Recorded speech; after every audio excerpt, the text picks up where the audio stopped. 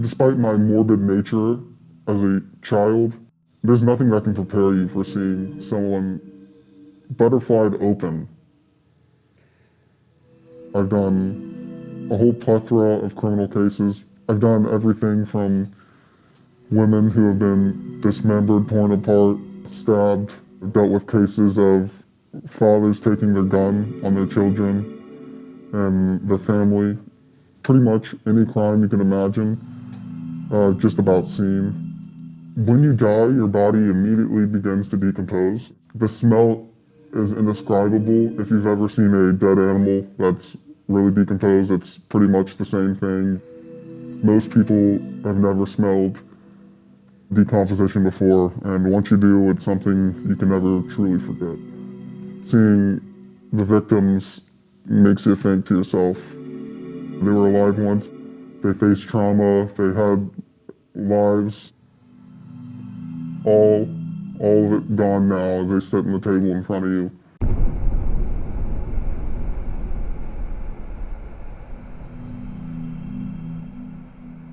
I work at a coroner's office that doubles as a crime laboratory. As an autopsy technician, I'm eviscerating organs. I will remove their throat, remove their brain using a scalpel, a bone saw, and a T-tool. I hand them off to a doctor who will then dissect them and from that determine cause of death.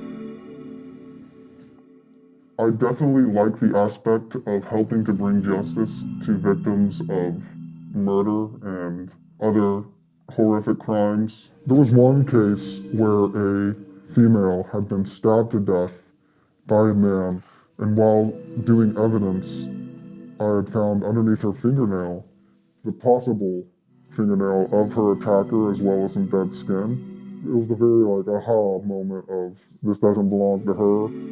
We had gotten something that potentially gave this woman justice. You're gonna see and do a lot of horrible things. I once went to a very rundown $30 a night kind of stay hotel. Someone had reported a horrifying stench in one of the rooms adjacent to them, and sure enough, the police found a very large decedent stuck to the ground, having been dead for probably months at this point. A decedent has thousands of maggots and other insects crawling in and out of their body, making new holes right in front of you. Their skin wriggles. They almost seem alive. We did have to cut off a large portion of their carpet in order to transport him out of the building. There was just no way we could physically get him to move without ripping off all what's left of his skin into the carpet, which is leaving behind potential evidence. We brought him back, almost immediately did an autopsy on him. He definitely had died from a drug overdose. There are some bad diseases that can potentially mess you up while you're doing an autopsy. There was one case where we didn't have much medical history on the decedent.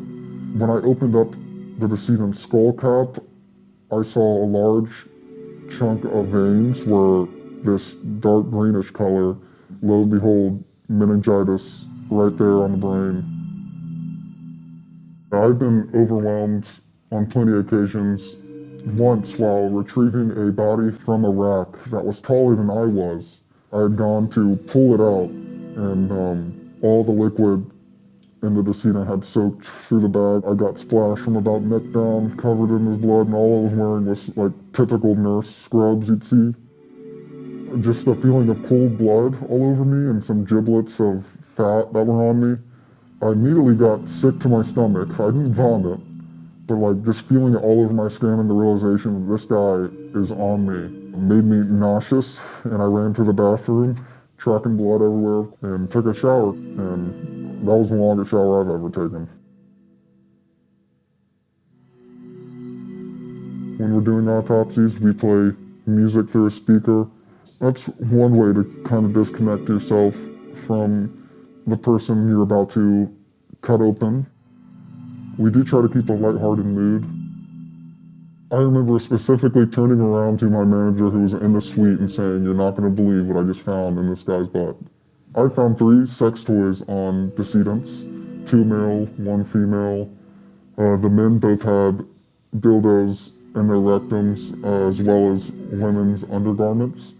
And the female actually had a vibrator in her stomach, of all places. I guess she had swallowed it, but yep, it was there.